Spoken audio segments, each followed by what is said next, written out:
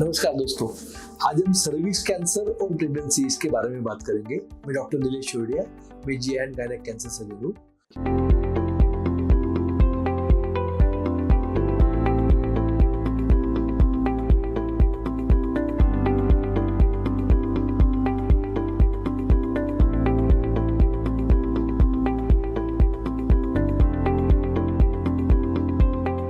Cervix cancer generally 35-40 years के आसपास हम देखते हैं, 40-45 के आसपास, और काफ़ी लोगों का इसमें ऑलरेडी फैमिली कंप्लीट हो चुका होता है।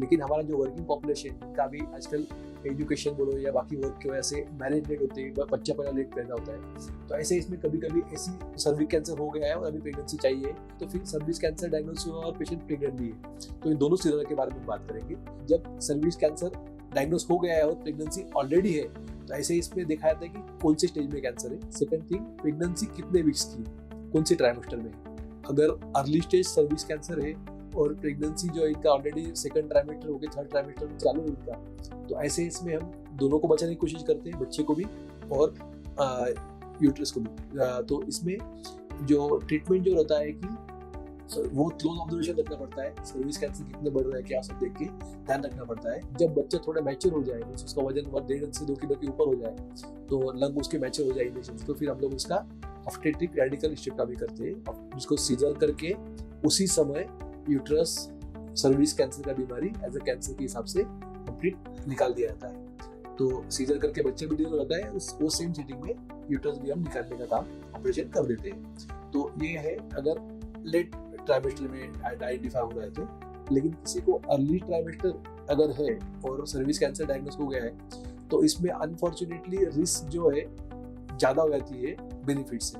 सो ऐसे इसमें जो ट्रीटमेंट होता है वो रेडिकल हिस्टेक्टोमी या सर्जरी कीजिए, या तो फिर रेडिएशन थेरेपी दीजिए अगर क्योर करना है तो। ये दो तरीके होते हैं। तो जब रेडिकल हिस्टेक्टोमी हम लोग करते हैं, ऑपरेशन करते हैं, तो या तो पहले अपने को जो बच्चा है उसको अबॉर्शन करके उसका आगे इलाज करना पड़ता है। और अगर रेडिएशन थेरेपी कर रहे हैं या सर्जरी कर रहे हैं, इसमें अगर आगे बच्चा चाहिए हो तो हम लोग ओवरी प्रिजर्व करते हैं। मतलब जो यूट्रस निकालते हैं सर्जरी के टाइम में, उसमें अंडाशय प्रिजर्व किया जाता है, ताकि ये अंडाशय में जो ओवरीज बनती है इसका ब्लड सप्लाई के साथ प्रिजर्व किया जाता है, ताकि जब उसमें बीज बनेंगे बीज को हम यूटिलाइज करके इन विट्रो फर्टिलाइजेशन कर सके और सरोगेट मदर रूट से इनको बच्चे करना पॉसिबल होता है। तो ओवरी प्रिजर्व करना बहुत इंपॉर्टेंट है। और रेडिएशन थेरेपी करना है तो हम छोटा सा दूरबीन से ऑपरेशन करके ओवरिन ट्रांसपोजिशन बोलते हैं, कि जो रेडिएशन का फील्ड है वहां से ओवरी को निकाल के साइड में लेके आते हैं, ताकि उसको रेडिएशन नहीं मिले, क्योंकि रेडिएशन मिल गया तो ओवरी का फंक्शन निकल जाता है, वो काम नहीं कर पाती। तो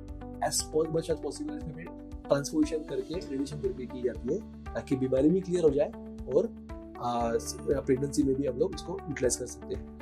हालांकि पोस्ट नीडेटेड जो यूट्रस होता है, इसमें थोड़ा कंसेप्शन का प्रॉब्लम आता है, लेकिन डेफिनेटली 1 या 2 बार ट्राई किया जाता है। अगर इनका ओवरी के जो हम लोग टू साइड निकाले, उसको इन विट्रो फर्टिलाइज करके अगर यूट्रस बचा है रेडिएशन के बाद में, तो यूट्रस में हम इम्प्लांट करके ट्राई कर सकते हैं। और अगर इन केस उसके बावजूद में भी होल्ड नहीं कर पाता, तो फिर सरोगेट मदर से इन लोगों को डेफिनेटली बच्चा मिल सकता है। और एक सिनेरियो है कि सर्विक्स कैंसर है ऑलरेडी और उनको बच्चा प्रेगनेंसी नहीं है अभी, और उनको लेकिन बच्चे चाहिए हो, तो ऐसी सिचुएशन में भी सेम वापस ओवरी प्रिजर्व करके ट्रांसपोजिशन करके हम रेडिएशन थेरेपी कर सकते हैं। और बाद में अगर नेचुरल है या तो फिर मतलब इन विट्रो फर्टिलाइजेशन से है, या तो फिर सरोगेट मदर से इनको डेफिनेटली बच्चे के लिए ट्राई कर सकते हैं। अगर आपको सर्विक्स कैंसर के बारे में, प्रेगनेंसी के बारे में और भी कुछ जानकारी चाहिए हो, तो आप नीचे लिखे नंबर पे हमें कॉन्टैक्ट कर सकते हैं। धन्यवाद।